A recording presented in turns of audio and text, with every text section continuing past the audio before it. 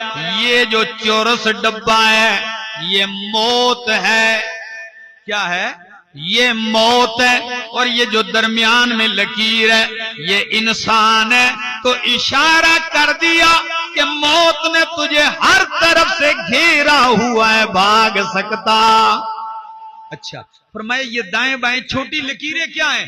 फरमाया ये दुनिया की परेशानियां और मुसीबतें हैं कि अगर इस मुसीबत से बचता है तो इसमें मुब्तला, इस परेशानी से जान छुड़ाता है तो इसमें मुब्तला हो जाता है। फरमाया ये जो छोटी सी लकीर खाने के अंदर से खींची है दूर तक बाहर लेके गए, ये क्या है? फरमाया ये इंसान की उम्मीदें हैं, आरजुएं हैं कि इसने मरना कल है और इसने प्लान किसके बनाए हुए हैं? 200 साल पुराने, लंबे, आगे के मुस्तकबिल में। तो बहुत दूर तक सोचता है। इसने तो कपड़े सिलाए हैं कि मैंने ईद पे पहनने हैं, ईद को पूरा महीना बाकी है, हालांकि इसके कफन का कपड़ा मार्केट में आ गया है, वो नसीब नहीं होगा और कफन पहना दिया जाएगा। शायर कहता है तय मंजिले वहशतों में हन होनी है, ये मेहनतों की और ये वहशत की मंजिल तय होनी है।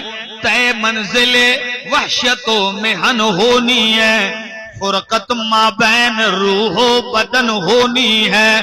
क्यों ना मैं कफन सुन के लरजता है बदन, एक रोज यही क़ुबा ज़ेबे तन होनी है। ये पहनना है मेरे दोस्तों। आइए तैयारी कीजिए, फिर तैयारी ऐसी हो तो मजा भी आता है। मुझे अभी इकबाल, मोहम्मद इकबाल साहब मरहूम के भाई बैठे हुए हैं, बेटे भी बैठे हुए हैं। अभी इन्होंने मुझे बताया कि वो वफात से चंद लम्हे पहले, मौत ही के दौरान कहने लगे कलमा पढ़ो, तो औरों को भी हुक्म दिया कलमा पढ़ो और खुद भी जबान पे कलमा जारी हो गया। तो कभी कभी मौत तो आती है, लेकिन कुछ लोग ऐसे होते हैं जब मौत आती है तो इंसान कहता है काबिल रश्क मौत होती है। मेरे दोस्तों दिल साफ करो, दिल में अल्लाह की मोहब्बत पैदा करो, अल्लाह के हबीब की, और आओ दीन की तरफ। ये बहुत बड़ी अजीम शान किताब है, सारी जिंदगी गुजार ली, कभी इसको खोला नहीं। अभी यहां मुझे तर्जमे वाला कुरान नजर आया, पता है ये तर्जमा है शाह अब्दुल कादिर मुहद्दिस देलवी रहमहुल्लाह का।